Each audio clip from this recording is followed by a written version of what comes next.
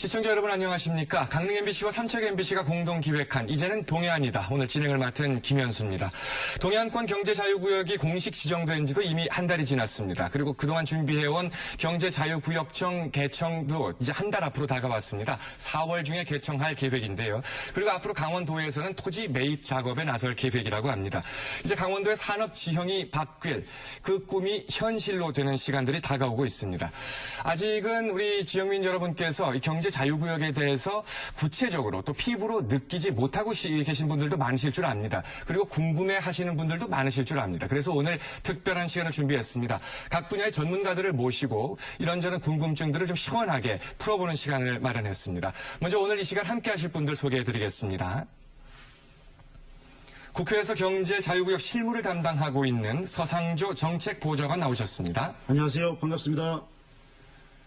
지식경제부 경제자유구역기획단의 김종철 정책기획팀장 나오셨습니다. 네, 안녕하십니까. 이어서 허해구 강원도 경제자유구역청 개청준비단장 나와주셨습니다. 안녕하세요. 끝으로 하태권 강릉원주대학교 신소재금속공학과 교수 나오셨습니다. 어서 오십시오. 네, 반갑습니다. 저는 이분들과 함께 이 동해안권 경제자유구역의 앞으로의 구체적인 미래에 대해서 여러분께 설명을 해 올리겠습니다. 먼저 이미 알고 계신 분들도 많으시겠습니다만은 미처 이 경제자유구역에 대해서 특히 또 우리 동해안권 경제자유구역에 대해서 잘 모르시는 지역민들도 계실 줄 압니다. 그래서 먼저 우리 허해구 단장께서 좀 개념 설명을 먼저 좀 해주고 시작했으면 좋겠습니다. 네, 알겠습니다. 네. 경제자유구역에 대해서 설명드리기 앞서서 네. 지난 2월 4일 날 지정받은 동해안권 경제자유구역의 개요에 대해서 간단히 설명드리도록 하겠습니다. 네. 동해안권 경제자유구역은 그림에 보시는 바와 같이 4개 지구로 구성되어 있습니다. 면적은 8.25제곱킬로미터 250만 평으로 기간은 2024년까지 12년간 개발하고 예산은 1조 3,075억 원이 소요됩니다. 네. 동해항에 있는 부평 국제복합산업지구가 가장 중심지구가 되겠고 이 지구는 환동해의 중심지역에 위치하고 있기 때문에 물류 비즈니스 산업의 중심지로 개발될 것입니다. 그리고 포스코가 들어와 있는 옥계 첨단 소재 융합산업지구는 관련 소재 산업의 중심지로서 국제적인 비철금속의 클러스터가 조성될 것입니다. 네. 우리나라에서 가장 아름다운 해수욕장으로 뽑힌 그 망상 해수욕장이 있는 망상 플로라시티는 동해안권 경제자유구역의 관광지구가 되겠습니다. 그리고 경제자유구역의 외국인을 위한 주거 교육 문화지구가 될 구정탄소 제로시티가 되겠습니다. 이 경제자유구역의 개발이 완료되는 2024년이 되면은 약 18조 원의 생산 효과와 5만 명의 고용 효과가 생길 것이고 동해안에는 포항이나 울산과 같은 국제적인 도시가 생겨날 것입니다. 예. 많이 기대를 해주시기 바랍니다. 네. 지금 전체적으로 이제 동해안권 경제자유구역의 지형에 대해서 이제 2024년이면 완성이 될 모습을 그려주셨는데요. 경제자유구역 말 그대로 일종의 특구지 않습니까? 그 개념을 그럼 또 지역민들에게 좀 설명을 잠시 좀 해주실까요? 경제자유구역이라면은 쉽게 말해서 국제적으로 가장 편리하고 효율적으로 기업을 할 수 있는 그런 구역을 설정해서 그곳에 산업이나 관광이나 그리고 거주를 위한 가장 좋은 지역을 만들어서 외국 기업과 국내 기업을 유치함으로 국가 성장 동력을 만들고 지역 성장 거점을 만드는 그런 지역을 생각하시면 되겠습니다. 예. 앞으로 그 경제자유구역 말 그대로 이제 어감에서부터 많은 분들이 느낌이 오실 줄 압니다. 이 경제자유구역에는 많은 국내외 기업들이 입주할 걸로 우리가 알고 있는데요. 우리 먼저 김종철 팀장님 오늘 저 바쁘신 중에 거름해 주셨는데 이 경제자유구역에 입주하는 기업들에게는 네. 다른 곳의 기업보다는 뭔가 다른 혜택들이 있죠. 네, 있습니다. 네, 그 내용을 좀 듣고 싶네요. 네, 일단 그 금방 우리 허해구 단장님께서 예. 말씀하신 것처럼 이 경제자유구역은 그 글로벌 수준의 어떤 그 경영 환경, 그다음에 정주 여건을 조성해서 네. 그 지역의 발전 거점 그리고 글로벌 그 경제 허브로서의 역할을 지향하고 있습니다. 네. 그래서 거기에 입주하는 외국인 투자 기업에 대해서 인센티브를 주고 있습니다. 네. 예를 들면은 그 일정 요건을 충족하는 제조업, 물류업, 관광업, R&D 센터 등에 대해서는 5년 또는 7년형의 그 조세 감면 제도를 운영하고 있습니다. 예. 그리고 또 지방자치단체 차원에서 최장 15년간의 지방세를 감면해 줄 수 있습니다. 또한 그 외국 교육기관 또 연구기관에 대해서 저희 중앙정부와 또 우리 지자체와 그 매칭으로 해서 현금 지원도 가능하고요. 네. 그리고 무엇보다 노동과 관련된 부분 또 외국환 거래와 관련된 부분에 있어서의 규제에서 좀 자유로울 수 있습니다. 네. 그리고 외국 의료기관 그리고 그 외국인 전용 카지노 이러한 것들이 설립이 가능한 지역이 되겠습니다. 예. 지금 말씀 들으면서 아마 이곳에 치열하게 입주 경쟁이 나오지 않을까 싶기도 한데요. 저 김종철 팀장께 다시 한번 좀 여쭙고 싶은 게 기존에 우리가 이번에 이제 충북과 우리 동해안권 두 군데가 지정되면서 8개가 됐고요. 기존에 운영되던 경제자유구역이 6군데가 있지 않습니까? 네, 그렇습니다. 근데 이제 우리 강원도, 우리 동해안권의 경제자유구역이 새로 지정되면서 앞서 먼저 성공했던 어떤 롤모델로 삼을 수 있는 곳이 있으면 참 좋겠는데 실제로 기존 6개 중에 우리가 이렇게 롤모델화 시킬 수 있을 만한 게 별로 없지 않나 싶은데요. 이번엔 뭔가 좀 다를 거라는 희망을 좀 우리 지역민들께 좀 심어주셨으면 좋겠어요. 이번엔 다를 수 있을까요? 일단 기존의 6개 지역에 대한 평가에 대해서는 지금 그러니까 2003년도에 지정된 인천, 부산 그리고 광양만 지역 이 3개 지역은 약 한 10년 정도 됐고요. 네. 그다음에 2차로 2008년도에 지정된 그 황해 지역, 그다음에 새만금 지역, 그리고 대구 경북 지역은 한 아직 5년 남짓 되어 있습니다. 네. 그래서 지금 이 순간에 뭐 어느 지역이 성공을 거두었다, 어느 지역이 좀 기대에 미치지 못하다 이렇게 판단하는 건 다소 좀 성급한 부분이 없지 않다 이렇게 먼저 말씀을 드리겠습니다. 예. 다만 이 6개 지역과 이 새로이 지금 지정된 이 강원, 이 동해안 지역과 이 충북 지역은 6개 지역이 전부 다 좀 차별적인 발전 방안을 좀 구상하고 있고 네. 그런 어떤 기본 구상을 좀 달리하고 있습니다. 그래서 어떤 롤 모델을 찾는다기보다는 그 지역의 그 특수하고 아주 특정된 어떤 그 강점을 살려서 네. 그 나름대로의 어떤 발전 모델을 만들어 나가야 되는 것이 옳지 않나 이렇게 생각해 봅니다. 예. 그 우문현답을 해주셨네요. 저 희망을 계속 가져보겠습니다. 지역의 국회의원 보좌관으로 또 이 경제자유구역과 관련된 실무를 정말 열심히 해온 분으로 저희가 알고 있는데요. 서상조 보좌관께 좀 여쭙겠습니다.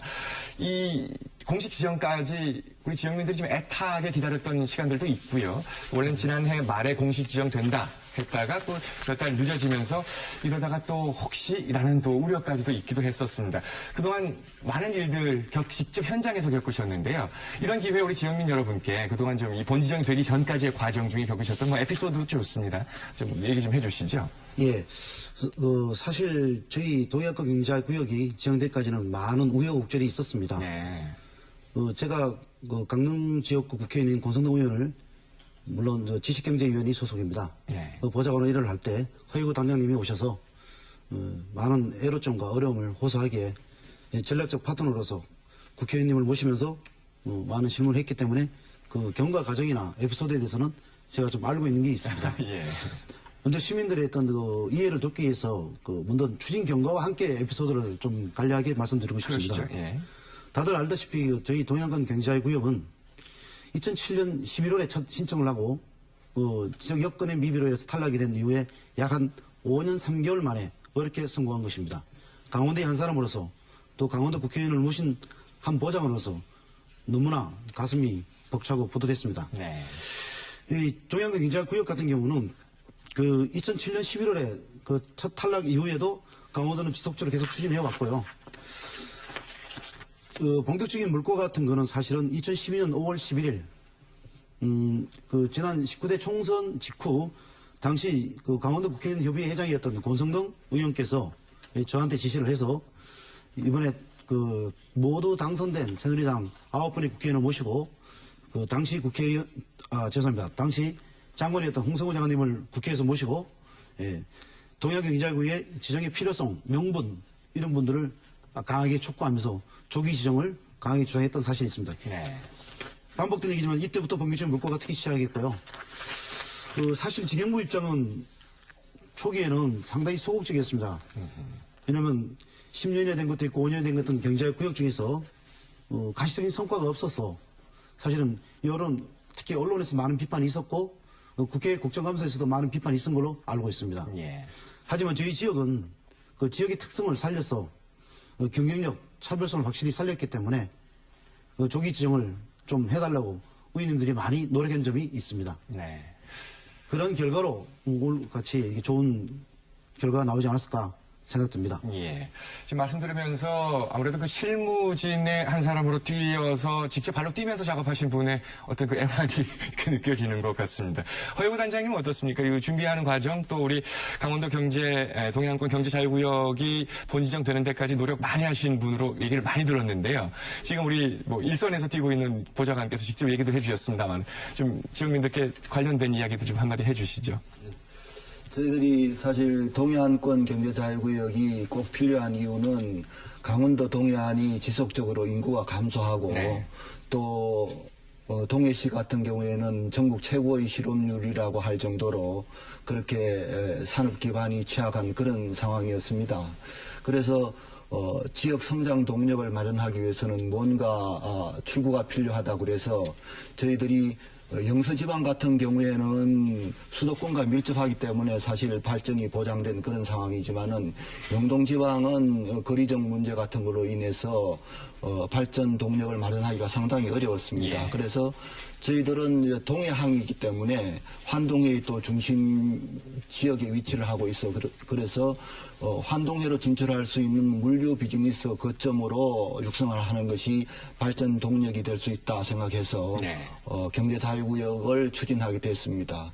그래서 추진해 가면서 어려웠던 점은 이 강원도를 사실 어떤 그 평가위원들이 산골로 취급하는 그런 인식들이 많이 있었습니다. 예, 예. 그래서 그런 인식을 불식시키고 가장 성장 동력이 될 수 있는 지역이다라는 것을 설득하는 것이 상당히 어려웠는데 다행히 결실을 봐서 저는 아주 기쁩니다. 예.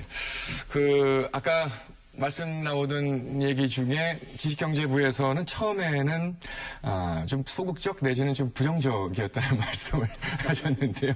우리 김종철 팀장님 와 계시니까 우리 동해안권 경제자유구역이 지정되기까지 어떤 인프라 면의 부족함일까요? 아니면 경제성의 부족함일까요? 처음에는 어떤 면이 그렇게 조금 부족했을까요?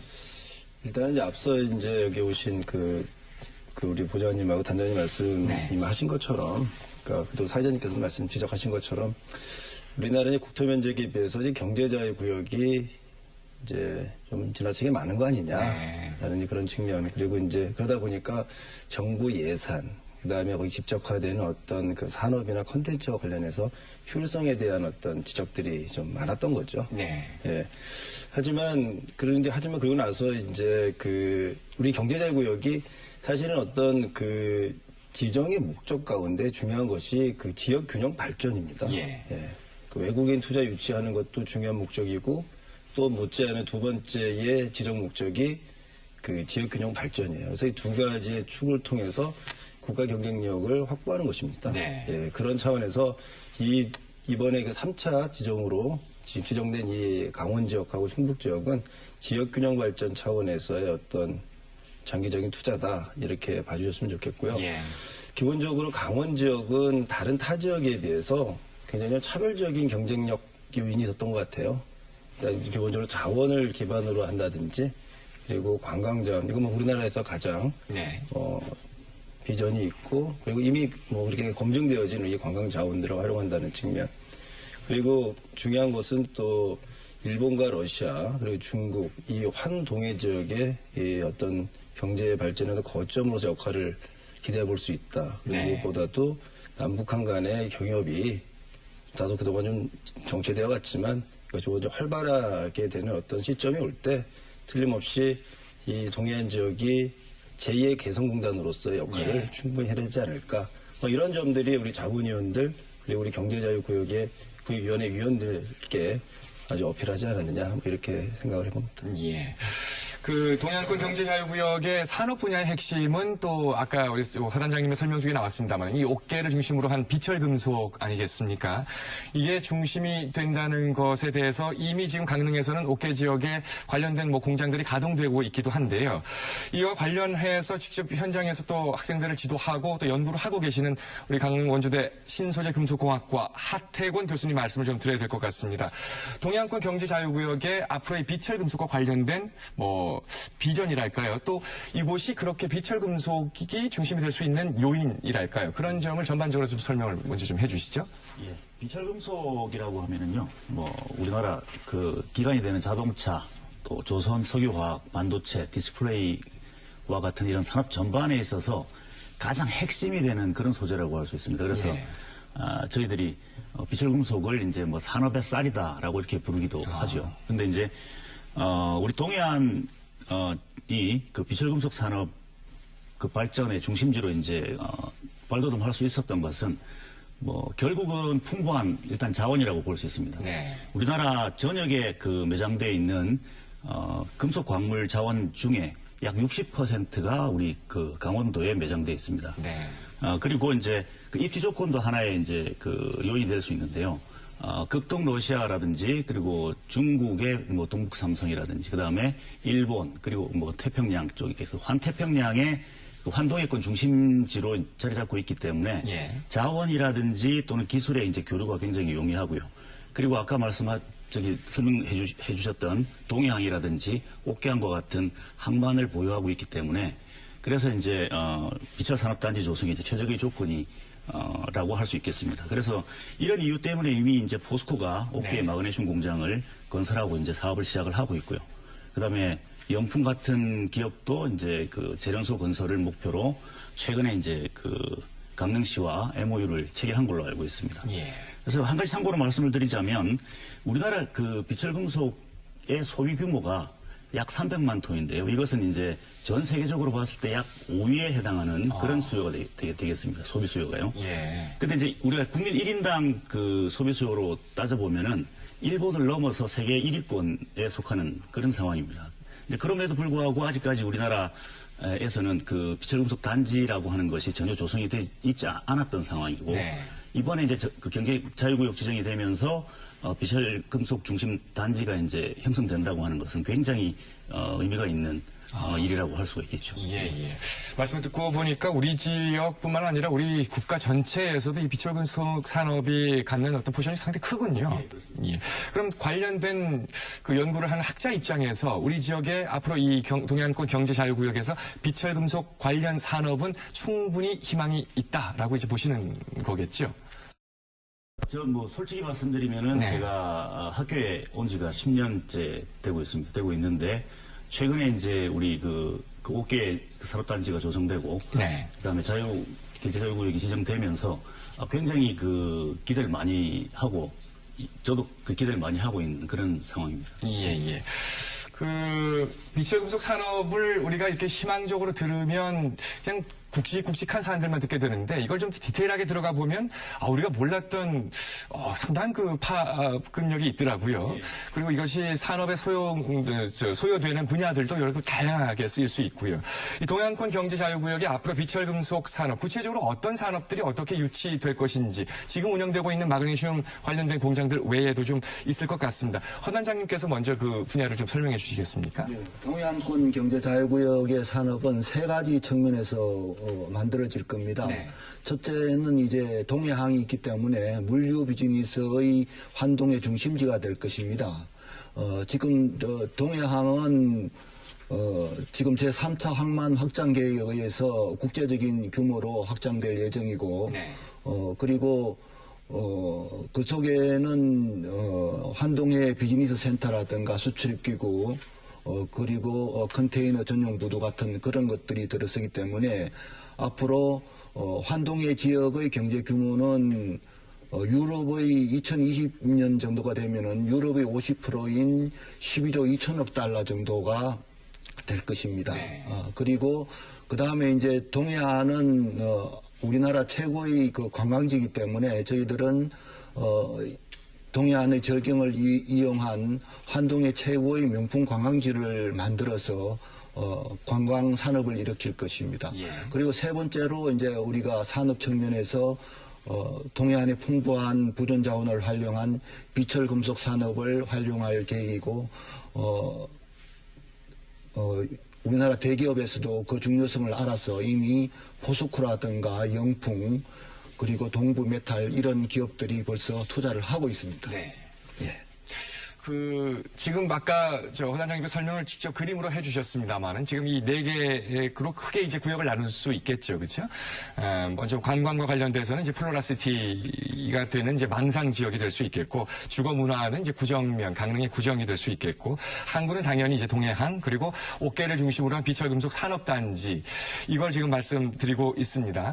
우리 지역민 여러분께서도 지금 방송을 보시면서 머릿속에 우리 동해안권의 지도를 그려놓고 어느 지역이 어떻게 되는구나를 한번 떠올리시면서 시청하시면 더 도움이 되실 것 같아서 정리를 해드렸습니다.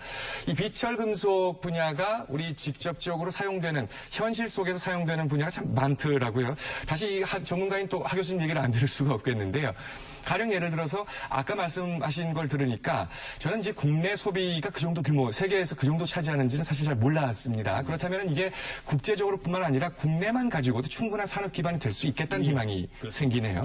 구체적인 분야들, 그러니까 우리 지역민들이 좀 이해하기 쉽게 비철금속 산업이 어떻게 이렇게 수익을 창출할 수 있는지 실제로 사용되는 분야를 좀 예를 들어서 설명해 주시면 어떤 게 있을까요? 예, 먼저 비철금속에 대해서 잠깐 설명을 드리겠습니다. 네. 비철금속이라고 하면은 결국 이름 그대로 사실은 철 이외의 금속이라고 보시면 되거든요.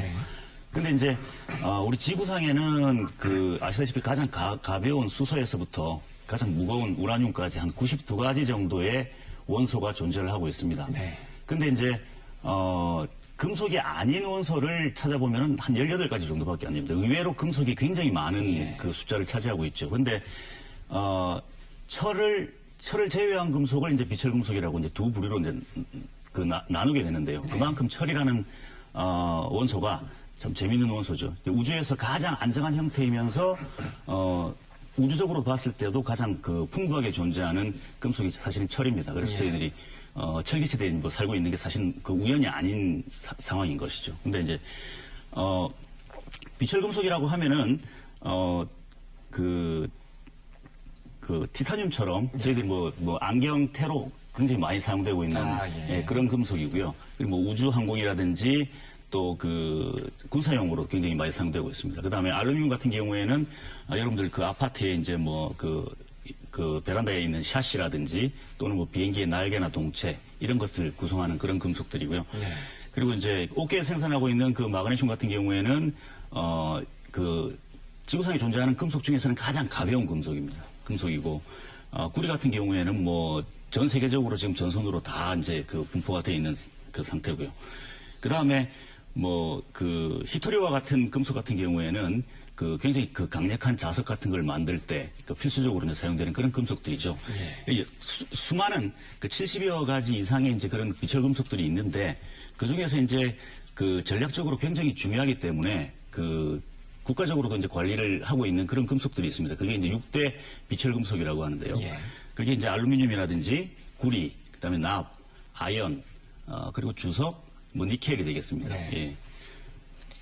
거기에 대해 설명해서 한마디 말씀드리면은 국가에서는 이런 비철금속의 중요성을 생각하고 지경부에서 월드 PM이라 그래서 세계적으로 경쟁력이 있는 첨단 소재를 선정을 했습니다. 그래서 11개를 선정했는데 저희들은 그 중에서 마그네슘, 리튬, 티타늄, 지르코늄, 휘토류를 저희들의 경제자유구역의 주산업 소재로 선택해서 육성을 하고 있습니다. 그래서 마그네슘을 지금 포스코에서 지금 옥계지구에 들어와서 생산을 하고 있는데 마그네슘 같은 경우에는 철의 무게가 철보다 4분의 1밖에 안 되면서 강도는 5배나 강합니다. 그래서 지금 오바마 미국 대통령이 2025년까지 자동차 연비를 개선하라는 명령을 내렸는데 거기에 따르면 연비를 그때까지는 2분의 1로 줄여야 됩니다. 그렇게 하기 위해서는 현재 그 자동차 부품을 지금 마그네슘 부품을 5kg 정도를 쓰고 있는데 예. 그걸 180kg까지 써야 됩니다. 그렇게 되면은 마그네슘의 수요가 폭증할 것으로 그렇게 예상이 됩니다. 네. 결국은 이제 아까 우리가 언급했듯이 환동해권의 중심에 있는 도시라는 장점이 결국 이 신소재, 특히 이 비철금속 소재와 관련된 산업들이 확장되는데도 또 도움이 될 것 같고요. 그리고 지금 뭐 두 분이 말씀해 주셨습니다마는 생활 속에서 안 쓰이는 분야가 없을 정도로 특히 히토류 같은 경우는 이제 우리 강릉이 중심지가 되면 이건 뭐 획기적으로 진짜로 이 산업 지형 자체가 아예 바뀌게 되는 그런 미래가 이제 눈에 앞에 다가온다고 생각할 수 있겠는데요. 근데 걱정은 그겁니다. 이미 일부 아주 뭐 작으면 작다고 할 수 있었겠습니다만은 이 비철금속과 관련된 어차피 공장이고 산업이다 보니까 환경 오염에 대한 우려를 안 할 수가 없거든요. 근데 이것은 결국은 관련된 지역의 주민들에게는 직접적으로 또 영향을 미치는 문제다 보니까 먼저 이것도 역시 전문가에게 여쭙겠습니다. 이 비철금속 산업이 확장되고 발달할수록 환경 오염 우려도 비례하는 것인지 아니면 걱정할 필요가 없는 것인지 어떻습니까? 기본적으로 모든 제조업이라고 하는 것은 예. 환경오염의 위험 요소를 내재하고 있다고 봐야 합니다. 네. 예. 그리고 이제 특히 재련산업 같은 경우에는 이제 원광석을 다뤄야 되기 때문에 어쩔 수 없이 그 분진 같은 것이 이제 발생할 수밖에 없고요. 그다음에 네. 금속을 광석에서부터 추출을 해야 되기 때문에 수많은 화학 공정을 거쳐야 되거든요. 그럼 그 과정에서 뭐 대기, 수질, 토양의 오염을 유발할 수 있는 그런 요인들을 항상 가지고 있는 것은 사실입니다. 네. 사실인데 저희 지역에서 이제 비철금속을 생산하려고 하고 또는 생산하고 있는 그 기업들, 특히 이제 포스코 같은 경우에는 포항하고 그 광양에 이미 이러한 그 위험 요소들을 거의 해소한 그런 그 그린 제철소를 이미 하고 있고요. 네. 그 다음에 영풍이 하려고 하는 아연 사업 같은 경우에도 선진국인 이제 핀란드라든지 또는 노르웨이 같은 쪽에서 그 친환경적으로 이미 그 생산을 하고 있는 그런 상황입니다. 그래서 네. 저희 기업들도 계속적으로 노력을 하고 시민들도 뭐 그 감시자가 돼서 이 환경 오염 요소를 그 지속적으로 줄여 나가는 노력을 계속 한다면 네. 예, 뭐 별 문제가 없을 것으로 그렇게 생각을 하고 있습니다. 예. 그 점이 우리가 간과하지 말아야 될 점 같아서 말씀을 드려봤습니다. 아까 우리가 지금 비철금속 산업의 중심지가 될 요게 얘기를, 하고 있는데요. 아까 부평항 얘기했잖아요. 우리가 지금 동해항이 아무리 뭐 좋은 물건을 만들고 제품을 생산해도 이게 수출길이 막히거나 수출할 인프라가 없으면 이거 뭐 효과가 없는 거 아니겠습니까? 지금 이 시청하시는 분들 중에서 관련된 지역에 사시는 분들도 계실 테고 관련된 업종에 근무하시는 분들도 계실 텐데요. 항구의 모습은 지금과 어떻게 많이 바뀌게 되는지를 좀 듣고 싶네요. 동해항의 모습은 앞으로 2024년까지 어느 정도 규모로 어떻게 바뀔 것인지를 좀 설명을 좀 해주시죠. 먼저 단장님 좀 대략적인 그림이라도 좀 그려주시면 좋겠네요. 동해항은 동해안에서 가장 큰 항구 국제항입니다. 예. 그래서 국가에서도 그 중요성을 인식하고 지금 제3차 항만 확장 계획에 반영해서 이미 사업에 착수하고 있습니다. 네. 그래서 사실 동해항의 확장 속도는 상당히 큽니다. 2000년 초기만 해도 매년 3% 정도로 계속 그 물류가 늘어서 2천만 톤 정도 수준에서 머물렀습니다. 그런데 그래서 본래 이게 기본 용량이 3천만 톤이 되는데 언제 3천만 톤이 되느냐 해서 사실 개발 계획을 세우지 않았습니다. 그런데 2010년 들어서 성장률이 갑자기 25%가 되고 2011년도 들어서는 12% 정도로 이렇게 갑자기 폭증을 해서 벌써 작년도에 벌써 3천만 톤을 넘었었습니다. 예. 그래서 국가에서는 그 중요성을 인식하고 이제 제3차 항만 확장 계획을 세웠는데 앞으로 동해항은 네. 동서 고속철도가 생기고 또 동해선이 또 부산까지 또 이어지면은 명실공히 이제 물류 비즈니스의 중심지가 될 것이고 향후에 북방 항로가 또 그쪽을 기점으로 해서 만들어질 그럴 계획입니다. 네. 그러면은 중요한 어떤 그런 모항이 될 그런 계획입니다. 예. 그러시죠. 예. 사실 동해권 경제자유구역이 성공하려면 무엇보다도 항만과 도로, 철도 등 인프라 확충이 아주 급선무입니다. 네. 사실 제가 지금 모시고 있는 분이 이재 의원님이 국토해양위원입니다. 네. 그 허예고 단장님께서 방금 말씀하신 동해안 3단계 확장공사, 동해고속도로, 국도 42호선, 국도 38호선, 국도 7호선, 동해중부선 전부 저희 소관 사업입니다. 예. 지역 해당 사항이다고요. 특히 이제 이 총 공사비 1조 한 7천억에 해당하는 동해안 3단계 확장공사는 올해 예산안에 약 한 86억의 설계비를 반영을 해놨습니다 이미. 네. 예. 그래서 순조롭게 2020년까지 완공이 될 거로 보이고요. 무엇보다 동해항이 이제 이렇게 발전해야 되는 이유 중에 하나가 사실 저희 지금 동해항이 지금 최대 무역항입니다 강원도에서. 근데 채손율이 전국 무역항 평균 채손율 4%에 비교해서 무려 한 8배 정도, 7배 정도 되는 채손율이 21%에 육박합니다. 네. 그래서 하루빨리 이거를 확충해야 되는 사업이 이번에 반영된 것입니다. 예. 그리고 무엇보다 이 동해안 배후지에 경제구역과 연계된 우량기업을 유치하려 해도 그렇고 또 허단연이 말한 것처럼 물류나 어떤 비즈니스 어떤 허브를 작용하려더라도 이 각종 항만과 도로, 철도, 인프라 확충을 가장 우선적으로 추진해야 할 것입니다. 예. 자, 그럼 이제 항구가 어떻게 확장되고 변화될 것인지, 그리고 또 이제 옥계를 중심으로 한 산업단지들 그림 그려지셨을 겁니다.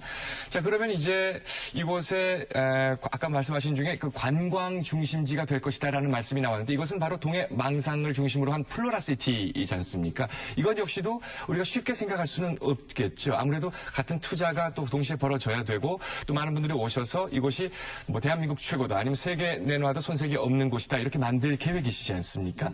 그 계획도 차질 없이 진행이 동시에 되는 거죠? 예. 그 망상 플로라시티는 아까 전에도 말씀드렸지만은 2011년도에 우리나라 제1의 해수욕장으로 선정됐습니다. 그래서 입지 여건이 워낙 좋아서 지금 한국전화조합이라는 곳에서 벌써 개발 사업에 착수를 한 그런 상황입니다. 그래서 저희들은 지금 상당히 많은 투자자들이 이쪽 지역으로 몰려오고 있는데, 거론하기는 그렇습니다만은, 일본의 상업개발이라든가, 중국의 거대한 어떤 그런 관공서, 네. 관공서 쪽에서도 투자 문의가 있고, 그리고 뭐 메리어트 호텔이라든가 이런 여러 가지 이 투자 기관들에서 투자 문의가 오고 있습니다. 그래서 망상 같은 경우에는 향후에 남북 관계가 개선될 때를 대비해서 저희들은 중국의 관광객을 들여와서 금강산과 연계시키는 그런 상품까지도 저희들은 지금 구상을 하고 있는 그런 상황입니다. 아, 그렇군요. 그로서 예. 망상 방금 말씀하셨으니까 사실 저는 이제 동해 사람인데 네. 그럴 때부터 이제 빨라먹고 비수가는 망상 해수욕장. 제가 이제 성인이 돼서 보니까 저희 망상에 지금 유일하게 지금 비전이 있는 곳이 망상의 해수욕장을 중심으로 둔 망상 웰빙 휴양타운 사업이 있습니다. 예. 사실 그 사업과 관련해서도 많은 동해시 공무원들이 저희한테 요청을 많이 했습니다. 사실 신규 사업인데요. 네. 뭐 다들 잘 알다시피 이 예산은 정해져 있고 그 예산을 국비로 확보하려는 이 총성 없는 전쟁에서 이겨야지만 우리 지역에 이 국비가 배정이 됩니다. 네. 그 신규로 사실은 이번에 7억을 넣었습니다. 네. 이재 의원님께서 각별한 노력 끝에 이 점을 반드시 좀 말씀드리고 싶었습니다. 네. 이런 기회를 빌어서 홍보를 톡톡히 하시네요. 아까부터. 제가 보장을 이랬습니다. 예, 자연스럽게 말씀해 주셔서 좋습니다. 그렇습니다. 이제 남은 곳이 이제 구정을 중심으로 한 주거 문화. 바로 이곳에는 뭐 외국계 기업에서 함께 생활해야 될 외국인들을 위한 학교들도 이제 세워질 거고요. 그렇게 되면은 우리 지역, 특히 이 구정은 강릉, 행정구역상 강릉이니까요. 강릉을 중심으로 영동 지역 자체에 하나의 새로운 또 도시가 만들어지는 거나 다름없지 않을까 이런 생각이 드는데, 물론 다른 경제자유구역과 관련해서도 지금 같은 이런 단지들이 조성되겠죠. 이것은 우리 김종철 팀장님이 좀 말씀을 해주셨으면 좋겠습니다.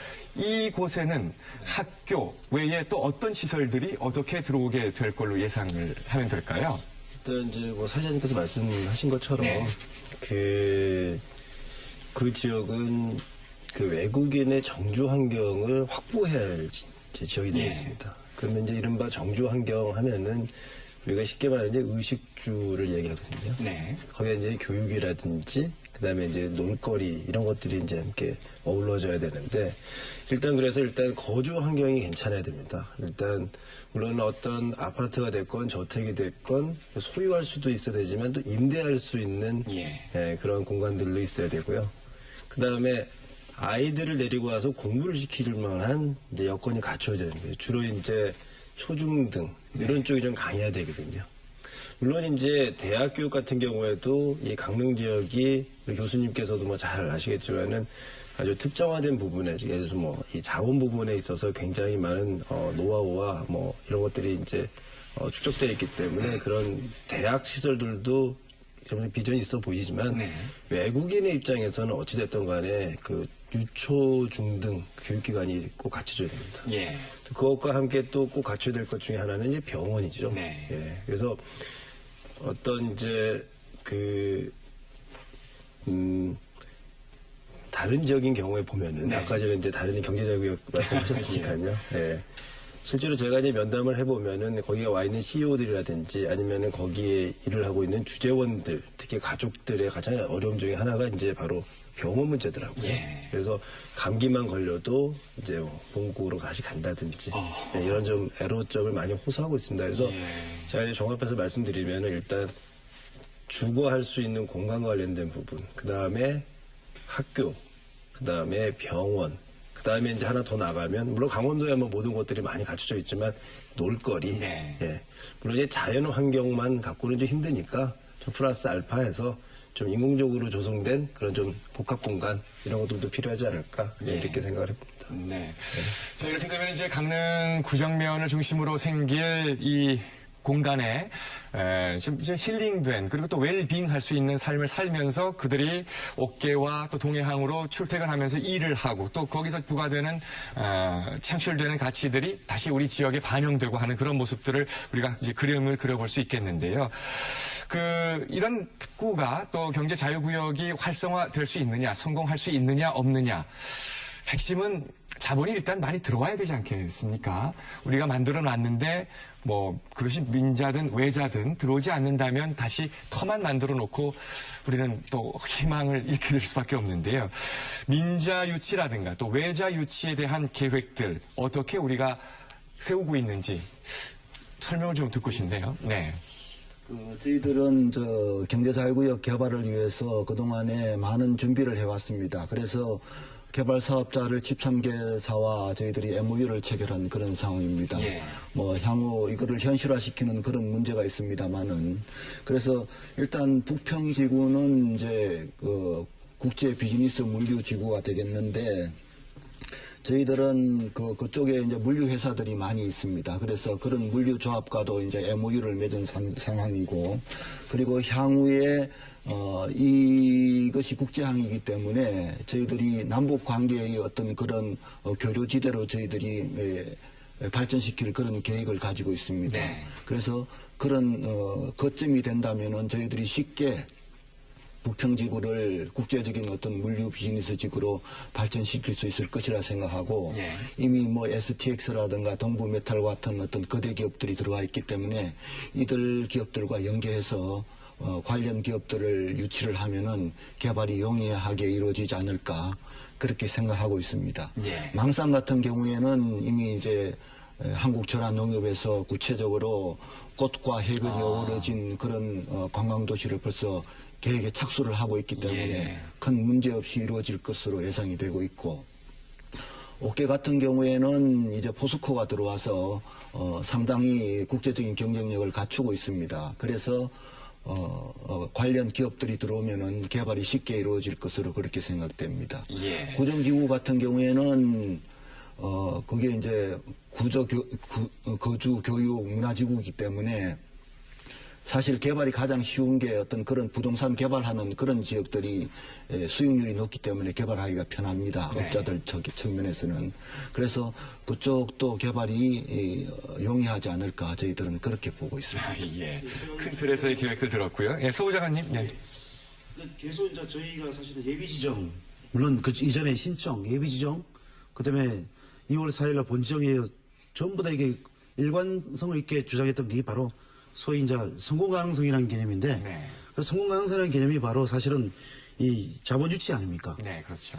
근데 이 가시적 투자 유치가 사실 되지 않으면 이 경작법에 의하면 지정 면적의 축소, 해제 바로 이제 아까 제가 말씀드린 것처럼 요건의 강화에 해당되거든요. 예. 3년 안에 사업계획 승인을 받으려면 이런 투자의 가시적인 성과가 있어야 되는데 그 지금의 유치 과정과는 별다르게 좀 새로운 점에 접근해야 된다 봅니다. 예, 즉 다시 말해서 전문가가 좀 투입이 돼야 된다. 그러니까 기타 도시에 또는 기타 다른 어느 나라에도 사실은 없는 특유한 우리 강원도만의 인센티브 제도를 만들거나 네. 또 외국 기업이 우리나라에 들어왔을 때 어떤 가정 혜택들을 그냥 일상적인 차원에서 또 소위 말하는 카먼한 수준에서 뭐 좀 스페셜하게 혜택을 주어서라도 이 투자 유치 가능성을 높여야 됩니다. 예. 그러려면 반드시 이 글로벌 기업 도시를 만드는 이게 경맞게 글로벌 전문가를 좀 투입해야 된다 봅니다. 네. 그래야지만 이 주치 전략이 아주 고밀도 있게 아주 치밀하게 접근하지 않을까 그렇게 생각합니다. 예, 아주 그 현실적으로 필요한 말씀을 지금 우리 서부 장관께서 해주셨는데요. 자, 이런 계획들 그리고 구체적인 계획들이 진행되기 위해서는 뭐 중앙정부 차원에서도 실무를 담당하고 계시는 이시경제부에서도 많이 도와주셔야 될 것 같습니다. 네. 뭐 지역민들께서 좀 우려하시고 또 국가 차원에서도 좀 걱정하는 부분이 이제 경제자유구역 6개도 많았는데 2개 더 지정했다라는 것에 대해서 이렇게 좀 비관적으로 생각하시는 분도 계시고요. 네. 아주 몇 개 낙관적으로 생각하는 분도 계시긴 하는데 저희들이 그래서 이제 이런 입장을 지금 준비하고 있습니다. 뭐 이제 곧 신정부가 출범을 이미 했고요. 네. 다만 이제 정부조직법 때문에 좀 부처 이름이 여전히 좀 지식경제부이긴 하지만 조만간 이제 산업통상자원부로 바뀌겠죠. 저희가 이제 경제자유구역 업무도 이제 전반적인 산업과 통상 이런 측면에서 이제 저희가 좀 더 이렇게 열심히 이렇게 할 생각입니다. 그래서 이제 저희는 어떤 생각을 갖고 있냐면 기존의 6개 지역은 이게 뭐 10년 됐고 5년 정도 됐으면 어느 정도의 좀 노하우나 어떤 좀 이렇게 경험이 어느 정도 좀 가지고 있는 지역이라고 봐야겠죠. 네. 그런데 이제 이 강원 지역은 이 동해안권은 이제 막 시작한 지역이거든요. 사실 그동안 저희 중앙정부에서는 개발 쪽에 대해서는 좀 나름대로의 지원하는 데에 대해서 좀 신경을 썼지만 사실 외투 유치와 관련된 부분은 좀 각 구역청에다가 좀 이름한 경향이 많았습니다. 예. 솔직히 말씀드리고 이제 그런 부분이 좀 있는데 그래서 저희는 이제 이번에 이 동해안권은 초기부터 함께 좀 고민하고 함께 노력하는 모습 가져가려 합니다. 네. 그래서 잠정적으로 뭐 동해안권 경제자유구역 뭐 발전연구회 뭐 이런 어떤 이름을 가지고라도 저희 이제 중앙부처 그다음에 저희가 지금 가지고 있는 각 분야의 자문위원들이 한 30분 계시거든요. 네. 그런 분들. 그리고 또 거기에 있지 않지만 전체적인 전문가 풀을 또 운영할 생각입니다. 그래서 이런 분들하고 함께 우리 구역청, 그다음에 각 시도에 네. 계신 분들 이런 분들을 함께 어우러져서 좀 함께 고민하고 함께 대안을 찾고 해서 그 엄마 우리 보좌관님 말씀하신 것처럼 실시계획 준비할 때 이런 내용들이 좀 구체적으로 좀 들어가 있게끔 함께 고민하자. 예. 이런 좀 생각을 갖고 있어요. 그래서 구역청이 이제 출범하고 나면 아니면 그 전후에 네. 지금이라도 그런 부분에 대해서 좀 고민하고 논의하는 자리를 마련해 나갈 생각입니다. 예. 지금 들으신 이 말씀들이 아주 핵심적인 얘기 같습니다. 반드시 자본 투자가 적극적으로 이루어져야 하는데 그것이 그냥 예전처럼 기존의 경제자유구역에서 했던 것처럼 구역청에 맡길 것이 아니라 관련된 모든 기관과 또 인프라들을 함께 버무려서 작업을 해 나가겠다. 처음부터 이제 그런 말씀이시고요. 그럼 정부 관련 부처도 그렇고 또 일선 우리 지역의 국회의원들도 마찬가지고요. 또 구역청 앞으로 구역청장님도 어느 분이 되실지 모르겠습니다. 다만은 전문가들이 함께 어우러져서 이 자본 투자 유치 끌어오는 것에 좀 정말 말 그대로 힘을 쏟는다면 다른 타 지역에서 좀 지지부진했던 그런 모습들은 우리 지역에서는 볼 수 없도록 만들 수 있지 않을까 하는 희망이 좀 생기는데요. 앞으로 개청 준비 단장으로서 활동을 하시잖아요, 지금. 그럼 개청이 되면 그렇게 되면 앞으로 이 경제자유 구역청의 일정은 어떻게 되는 겁니까, 그러면? 예, 그 경제자유구역청은 향후 지금 정부에서 정원 승인이 지금 곧 이번 주에 아마 있을 것으로 그렇게 예상이 됩니다. 그러면은 관련 청조례 같은 것을 거치면은 4월 달이나 5월 달 정도에 저희들이 개청이 이루어질 것으로 예상됩니다. 그래서 그 개발을 사실 그 지경부에서 직접적으로 처음부터 같이 나서 주시겠다고 했기 때문에 저희들은 상당히 고무적입니다만은 경제자유구역 개발에 있어서 지사님 입장도 도의 가장 큰 현안으로서 최고의 행재정적 지원을 하겠다는 그런 입장이시기 때문에 저희들은 그 지방 각 시에서는 도지사님의 어떤 그런 어떤 결심을 좀 믿으시고 같이 노력을 하면은 충분하게 성공 가능성이 있지 않을까 그런 생각을 해봅니다. 예. 참고로 저희 의원실에서 저기 그 해안부에 3년 내에 실시계획을 승인을 받을 정도로 조기에 역량을 집중하지 않으면 사실상 또 경자법의 특별 요건에 걸려서 그렇죠. 예, 뭐 면적 축소니 해제니 뭐 이런 얘기가 나올 수 있습니다. 그래서 사실은 강원도에서 저희 의원실에 요청하기로는 최소 한 70명에서 80명 정도의 적정 인원이 돼야 하지만 예, 그런 조기에 성공 가능성을 높일 수 있다라는 얘기를 해양부에 계속 전달을 해왔습니다. 근데 뭐 해양부 입장에서는 정부조직 개편이 되어서 새로운 장관이 와야지만 결재를 한다는 입장을 정리한 걸로 있는데 그럼에도 불구하고 이 국회에서는 계속해서 빨리 배정해달라고 지금 요구를 하고 있습니다. 예. 지금까지 말씀하신 이런 계획들이 현실화되고 잘 진행되기 위해서는 이 구역청이 정말 중요한 역할을 해야 될 수밖에 없겠는데요. 예. 앞으로 준비하는 과정도 그렇고 지금 말씀하신 대로 이 구역청의 인력 풀 자체가 상당히 그 전문가들로 구성이 돼야만 이 동해안권 경제자유구역이 성공할 수 있을 것이냐 없을 것이냐 앞으로 3년 내에 판가름 날 수 있겠다는 생각이 지역민 한 사람으로서 다시 한번 드네요. 자, 이제 두루두루 우리가 크게 네 구역으로 나뉘어진 모습들을 좀 그려봤습니다. 이제 뭐 자본 투자에 관련된 중요성도 여러분께 설명을 해드렸고 했습니다만은 결국은 그 자본 투자 역시 산업이 중심일 수밖에 없지 않습니까? 그럼 다시 이제 그 마지막 주제로 이 산업과 관련된, 즉 비철금속 산업과 관련된 이야기들을 좀 해볼까 합니다. 아까 이 비철금속 산업이 우리 생활에 미치는 영향 그리고 또 여러 가지 분야에 사용되는 예들을 우리 하태권 교수께서 설명을 해주셨는데요. 우리가 좀 실질적인 어떤 돈의 규모 또는 수익의 규모 그렇게 되면 좀 더 규모가 좀 쉽게 오지 않을까 싶기도 한데 우리가 이렇습니다. 이번에 동해안권 경제자유구역과 관련해서 저 고용 창출 몇만 명 예상. 또는 또 지역에 뭐 몇백억 또는 몇천억 이런 경제 이익 예상 이렇게 되니까요. 이 규모가 사실은 좀 너무 커서 쉽게 안 오거든요. 비철금속 산업과 관련된 우리나라 전반적인 산업 규모라든가 아니면 또 우리 지역에서 만약에 이 산업이 본격화된다고 했을 때 어느 정도 수익 창출이 날 수 있을 것인지 뭐 교수님 아니고라도 누구든지 좀 좋습니다. 자세한 얘기들을 우리 지역민들께 좀 해주셨으면 좋겠습니다. 교수님께서 전반적인 얘기를 좀 해주시죠. 아까 말씀드렸듯이 저희들이 이제 이게 비철금속 산업 규모를 죄송합니다. 딱 그 정해서 말씀드리기가 곤란한 게 이제 일단은 뭐 원소재 부분이 있고 그다음에 원소재를 이용한 2차 가공 제품 생산 부분 이런 부분들이 있기 때문에요.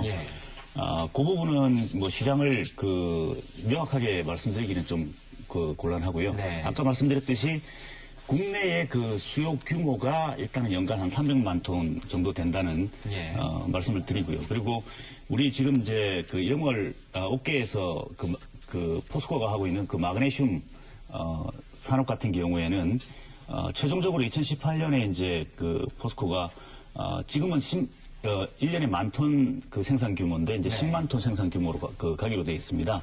그러면은 거기에 이제 연관 기업들이 들어와서 그 포스코의 그 원소재를 가지고 뭐 2차 가공 제품들을 만들고 하면서 이제 창출할 수 있는 그 경제 그 규모가 한 2조 원 정도로 이렇게 보고 있습니다. 그리고 지역에서의 그 그 고용 창출 같은 경우에는 뭐 10,000명 정도까지도 예. 보고 있는 그런 상황이죠. 예.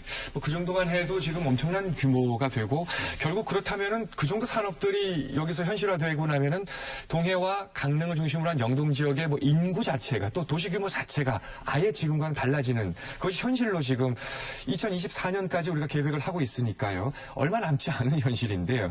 허 단장님께서도 아까 말씀을 하시기를 이제 뭐 유럽의 경제 규모와도 비교를 해주셨고 했지 않습니까? 그러니까 지금 우리 동해안권 경제 자유구역이 아직 우리 지역민들이 피부로 느끼지 못해서 그렇지 앞으로 근 10년 또 12년 사이에 벌어질 일들이 지금 우리가 상상할 수 있는 규모 이상의 현실들이 벌어진다고 봐도 되는 거겠죠? 예, 그렇습니다. 아까 전에 모두에도 제가 말씀드렸지만은 경제자유구역이 실현되는 2024년이 되면은 네. 인구는 5만 명 정도가 늘어나는데 유동 인구는 그것보다 뭐 수십 배 정도 네. 늘어날 거로 생각하고 관광객 같은 경우에도 1년에 한 1,000만 명 정도 저희들이 예상을 하고 있습니다. 예. 그리고 저희들이 그 향후에 동해안권 경제자유구역에 대해서 기대하는 가장 또 큰 측면이 동해안권 경제자유구역이 남북 교류의 어떤 그런 전초기지로 네. 저희들이 만들 그런 계획을 가지고 있습니다. 왜냐하면은 북한의 그 지하 자원이 약 7천조에서 1경에 이르는 정도의 어떤 그런 양이 묻혀 있다고 일경요? 그렇습니다. 네. 그런데 지난 이명박 정부 때는 사실 남북 관계가 완전히 문이 닫혀 있었는데 새 정부 들어서서도 계속 그러한 기조를 계속 유지할 수는 없을 겁니다. 네. 언젠가는 물꼬를 트야 되는데 북한에 대해서 북한의 그 많은 자원을 이용을 해주겠다라고 하는 제의는 상당히 아마 매력적인 요인이 될 겁니다. 네. 그럴 경우에 그 동해안권 경제자유구역이 그 역할을 대신하도록 저희들은 그런 준비를 해나갈 것이고 만약 정부에서 동해안권 경제자유구역을 남북 교류협력지대로 선정해 준다면은 동해안권 경제자유구역의 미래는 아주 밝을 것으로 그렇게 생각을 하고 있습니다. 예. 자, 뭐 계속해서 우리는 지금 희망을 얘기하고 있습니다. 우리 지역민 여러분께서도 머지않은 미래의 우리 지역의 모습을 상상하시면서 시청을 하고 계시리라 생각을 합니다. 아까 뭐 우리 하 교수님 얘기 중에 히토류 얘기도 나왔습니다만 히토류의 산업 영향력도 상당한 걸로 알고 있습니다. 최근에 우리 지역 양양에서 히토류 매장 그리고 그게 충분한 경제성이 있다고 발견이 됐다고 그래서 화제가 되고 있는데요. 이제 우리 지역에서 옥계에서 이 비철금속 산업이 뭐 제품이 반제품이든 완제품이든 완성이 되고 한다면은 그것이 이제 수출을 할 길들도 많지 않습니까? 그럼 주로 어느 나라들로 이제 가게 될까요? 일단은 뭐 제가 말씀드렸듯이 네. 아까 그 원소재가 이제 안정적으로 국내에서 생산이 된다면 예. 특히 이제 뭐 마그네슘 같은 경우에는 우리 그 옥계하고 영월에 있는 그 돌로마이트를 가지고 네. 마그네슘을 생산을 하고 그 다음에 뭐 재련 정련 이렇게 거쳐서 이제 뭐 기대하기로는 이제 연관 기업들이 들어와서 그걸로 이제 제품까지 만드는 그런 일련의 공정을 이제 국내 최초로 이제 그 시작하게 되는 그런 네. 그 의미를 가집니다. 근데 이제 기본적으로 아까 말씀드렸던 우리 그 국내 수요를 만 대체를 한다 하더라도 그 수입 대체 효과가 굉장히 이제 크다고 볼 수가 있고요. 네. 국내 기업들이 제조업체들이 이제 국내에서 생산한 가격 경쟁력을 갖춘 그런 원소재를 가지고 2차 가공품을 만들어서 이제 수출을 한다 그러면은 그 수출 영향력도 이제 굉장히 커지겠죠. 근데 예. 뭐 특별히 우리나라 그 제조업 자체가 굉장히 그 수출 의존적이지 않습니까? 네. 그래서 뭐 특별히 비철금속이라고 해가지고 뭐 어느 특별한 나라로 그 수출을 한다 이런 개념은 아니고요. 일단은 원소재가 국내에 그 내수를 충분히 충족시킬 수 있는 방향으로 가는 것도 예. 하나의 굉장히 큰 경제적인 파급 효과라고 볼 수 있습니다. 예. 우리가 이 산업단지가 이제 조금씩 더 형태를 갖추어 가면 우리 지역민들이 현장을 좀 이렇게 볼 수 있는 기회가 있었으면 좋겠습니다. 지역민들이 현장을 이제 보지 못하고 우리가 그림으로만 또 비전으로만 보니까 아직 피부로 느끼지 못하시는 것 같은데 분명히 이 동해안권 경제자유구역은 우리 강원도의 100년 역사를 책임질 계획이다라고 전문가들이 똑같은 말씀을 하십니다. 그렇다면 우리도 함께 그 희망을 가슴에 품어도 되리라 생각을 합니다. 자, 그런데 이제 이것이 어쩌면 그렇다면 또 우리가 마지막으로 좀 짚어야 될 문제이기도 한데요. 지역민 여러분들께서 이 문제를 좀 더 심도 있게 짚어보시다가 우려하시는 부분들이 있습니다. 뭐냐면 동해안권 경제자유구역이 다른 경제자유구역에 비해서 총 사업비 규모가 적다. 이런 점들에 대해서 우려를 하시고 그중에 또 국비 비중이 상대적으로 낮다. 그러니까 이제 지방정부에 또 부담이 되는 게 아니냐라는 걱정들도 또 하십니다. 더불어서 우리가 항구 얘기도 했고 했습니다마는 이 육로를 통한 또 철로를 통한 여러 가지 인프라들도 함께 받쳐줘야 될 텐데 이것이 뭐 단기간의 과제는 아니겠습니다마는 관련된 산업 인프라들도 어떻게 앞으로 추진이 되는지 걱정들 많이 하시거든요. 이 세 가지에 대해서 좀 말씀들을 좀 시원하게 좀 해주실 서상조 제가 먼저 말씀드리겠습니다. 먼저 저희 동해안권 경제구역은 처음에 2007년 11월에 처음 신청할 때만 해도 아마 면적 신청이 39.5 평방킬로미터였던 걸로 알고 있습니다. 근데 그 이후에 5차례의 어떤 그 면적 변경을 통해서 지금 8.25 평방킬로미터로 면적이 축소됐고요. 거기는 많은 이유가 있겠지만 무엇보다도 이 강원도의 오랜 수건 사업인 이 동해안권 경제구역 지정이 꼭 돼야 하는 어떤 그 필요성 때문에도 면적을 축소한 이유도 있습니다. 일단 면적을 축소해서라도 조기에 지정을 받고 지금 경제법에도 좀 나오지만은 저희가 그걸 성공 가능성을 높이고 그런 면적도 확대할 수 있는 법 조문도 있습니다. 그런 측면에서 이 총 사업비나 국비를 바라봐야 되지 않나. 그래서 좀 이해를 돕기 위해서 제가 이런 말씀을 드린 겁니다. 지금 현재 총 사업비는 1조 3,075억 원입니다. 그래서도 국비도 997억 원. 근데 이제 총 사업비 규모가 적다는 부분에서는 제가 방금 전에 말씀드린 그런 면적 부분, 사업의 성공 가능성 제고 이거와 같이 연관해서 생각해야 될 것 같고요. 이 국비는 원래 이 사업의 성질상 이 민자 유치 및 외자 유치 아닙니까? 국가는 행정적 그다음에 이제 이 소위 세제적 이런 지원을 줄 수 있는 제도적 기반 마련 이런 걸로 하면 되고 이 원래의 사업의 본질이 투자 유치입니다. 투자 유치를 위해서는 사실은 국비가 그렇게 과도하게 들어갈 필요가 없다고 생각합니다. 저는. 지금 우리 서 보좌관님 얘기만 듣고도 이런 우려에 대해서 일단 한시름 놓으실 분들이 많으실 줄 아는데요. 어떻습니까? 우리 김종서 팀장께서도 이와 관련해서 뭐 지금 말씀해주신 것들 다 일리 있는 말씀이시고요. 뭐 산업 인프라 같은 경우도 지식경제부가 다 책임질 문제는 사실 아닙니다만 그래도 관련된 말씀을 좀 해주시면 좋겠네요. 금방 우리 서 보좌관님께서 말씀하신 내용에서 뭐 약간 제가 한번 보충해 드리면은요. 일단 기본적으로 다 맞는 말씀이신 거고 정확하게 일단 이제 그 다른 그 당초에 추진하고자 했던 면적 대비 많이 줄었다 이런 말씀하셨잖아요.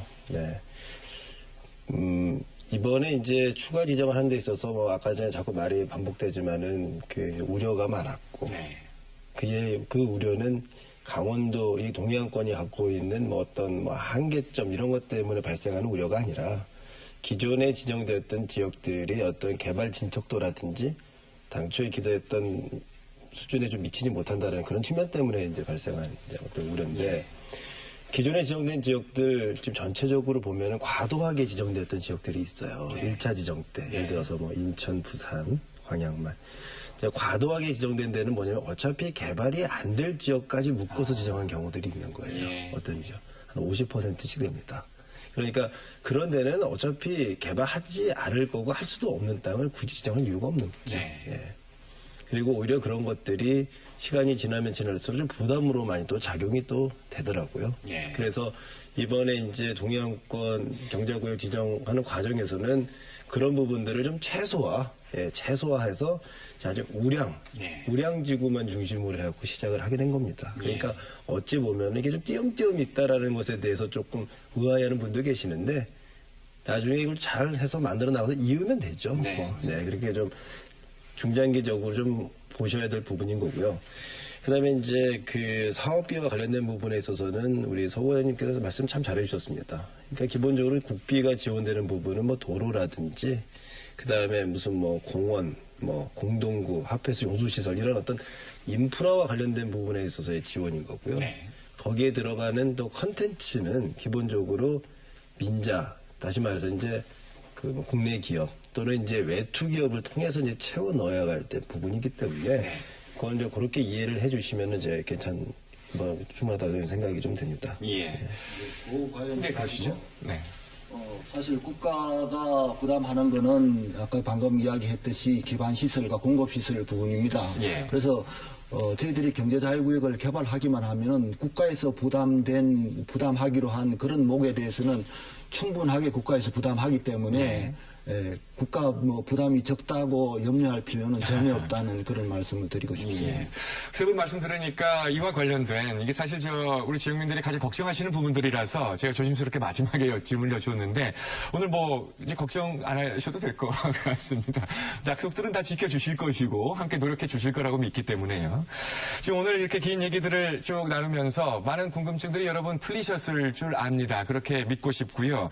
또 무엇이든 그렇습니다. 우리가 지역민들이 함께 관심을 갖고 지켜보고 해야 더 많은 것들이 또 창출될 수 있겠죠. 앞으로 그런 말씀을 좀 부탁드리고 싶고요. 끝으로 오늘 진짜 네 분 모두 어려운 걸음 해주셨습니다. 앞으로 동해안권 경제자유구역이 성공하기 위한 조언도 좋고요. 또 이런 점들은 우리가 꼭 짚고 기억을 해야 된다라는 점도 좋습니다.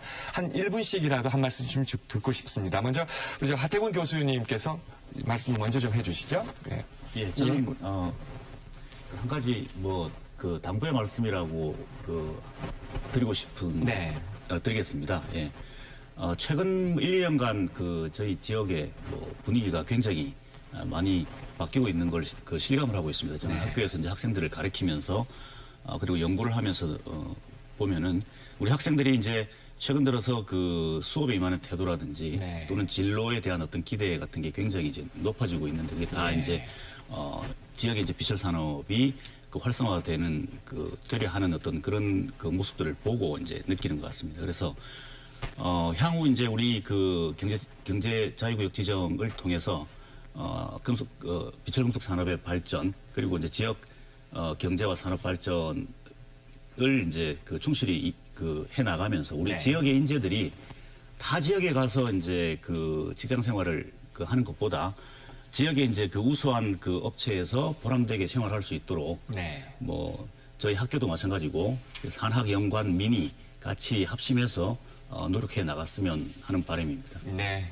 하태곤 교수님 말씀이셨고요. 자, 이어서 또 실무에서 앞으로도 또 할 일들이 많으십니다. 서상조 정책보좌관님 마무리 말씀 좀 부탁드릴게요. 예, 저희 동해안권 경제구역은 강원도의 최근에 최대 현안 사업이 세 가지 있습니다. 사실 원저 강릉간 복선철 또 그에 이어서 2018 동결비 유치 그에 이어서 이제 저희 동해안권 경제구역은 강원도 전 도민의 합일치된 노력으로 이루어진 케어가 아니라고 할 수 없겠습니다. 네. 따라서 이것이 무엇보다 조기에 외자 유치의 성공적인 진행이 제일 중요하다고 생각하고요. 이를 위해서 강원도만이 아닌 일부 소극적인 지자체들도 자세나 태도를 좀 바꿔주셔서 이 성공 못하면 저희 강원도가 저희 지자체가 사실 잘못된 길로 갈 수 있다는 긴장감도 좀 가지시기를 부탁드립니다. 네. 그리고 무엇보다도 이 경제청이 이제 서면 제가 아까 전에도 말씀드렸지만 이 투자 유치나 뭐를 하기 위해서는 전문가가 투입돼야 됩니다. 그분이 민간인이든 공무원이든. 그래서 저는 이 자리를 통해서 좀 제안하고 싶은 게 있습니다. 이 경제청이 서면 강원도지사의 관할하에 놓이게 되는데 이거를 적체된 인사난의 해소를 위해서 사용할 것이 아니라 진짜 전문가 투입해서 우리 지역의 진정한 균형 발전을 위한 토대로 삼아주셔야 됩니다. 사실 이와 같은 취지의 발언은 최문선 도지사께서도 본지정이 된 지난 2월 4일 날 말씀하셨습니다.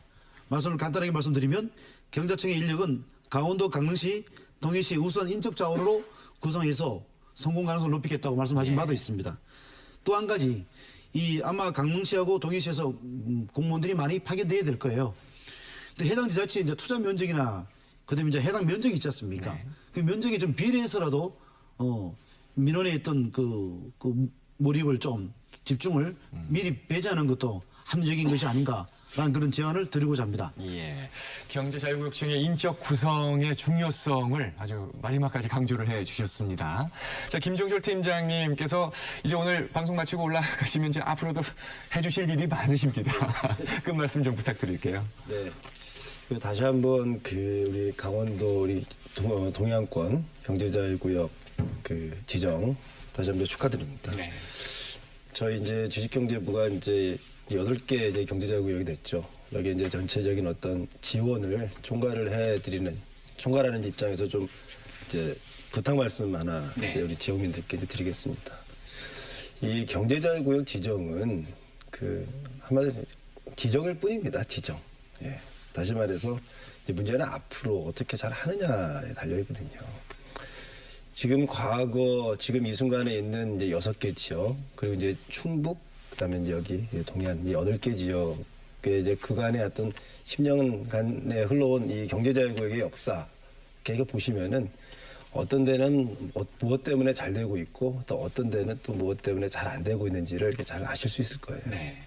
아마 이제 구역청이 이제 출범하게 되면은 그 구역청에서 우리 지역민들께 다 이제 설명해 드릴 겁니다. 근데 거기서 제가 말씀드리고 싶은 거는 지역민들의 적극적 협조가 필요하다는 거죠. 잘 안 되는 지역들은 지나치게 땅값 상승으로 인해서 사업 시행자를 찾지 못하는 그런 경우들 많이 있습니다. 그러니까 지역민들의 적극적인 협조 좀 믿어주시고 그리고 좀 단기간의 어떤 기대 그보다는 진짜 우리 고장, 우리 지역이 진짜 앞으로 아까 사장님 말씀하신 100년 앞을 바라보는 그런 시각을 가지고 그렇게 좀 접근해 주셔야지 성공할 수 있을 것이다. 저 이런 말씀 드리고 싶습니다. 그래서 우리 우리 지사님, 그리고 이제 시장님들, 그리고 이 강원도에 우리 많은 국회의원님들 계시잖아요. 우리 이제 후보자님도 계시지만 국회의원님들, 우리 보좌관님들, 그다음에 학계에 계신 분들, 그리고 시민단체, 그다음에 여기 들어와 있는 기업, 그리고 들어오고자 하는 기업, 그리고 저희 중앙부처 함께해서 고민하고 어우러져야지만 성공할 수 있다. 이 점 꼭 유념해 주시고요. 지역민들께서 우리 구역청, 출범하는 구역청에 대한 적극적인 지원 그리고 지지 부탁드리겠습니다. 감사합니다. 정부 중앙 부처에 근무하시는 분이십니다만은 우리 지역민처럼 말씀해 주시니까 진심으로 우리 지역민 여러분들, 시청자분들이 가슴으로 박수를 보내주리라 생각을 합니다. 끝으로 우리 허 단장님 말씀 들을 시간입니다. 네. 그동안 경제자유구역청을 추진해온 입장에서 도민들이 한 마음으로 밀어주셔가지고 경제자유구역을 지정받게 된 데 대해서 이 자리를 빌어서 진심으로 감사드립니다. 지금 지정받았지만은 지금부터 시작이라고 생각이 듭니다. 항상 노력하고 인내하는 자만이 결실을 얻을 수가 있습니다. 그래서 도민 여러분께서 그동안에 잘해 주셨지만은 앞으로 더욱더 전폭적으로 지지를 해 주신다면은 저희들은 늦게 시작하지만은 가장 빨리 성공하는 동해안권 경제자유국이 되도록 그렇게 노력하겠습니다. 고맙습니다. 네. 자, 이제 4월에 개청할 경제자유구역청을 준비하고 계신 우리 허예구 단장님의 말씀까지 진짜 늦게 출발했지만 가장 성공적으로 이름을 떨칠 수 있는 그런 동해안권 경제자유구역이 될 수 있으리라는 희망을 오늘 이 시간을 통해서 다시 한번 우리 지역민 여러분과 함께 가슴에 새겨봅니다. 오늘 전문가 여러분을 모시고 함께한 시간이었습니다. 강릉 MBC와 삼척 MBC가 함께 기획한 이제는 동해안입니다. 이제는 동해안이다 순서 오늘 늦은 시간까지 시청해주신 여러분 정말 고맙습니다. 다음 시간에 다시 또 인사 올리겠습니다.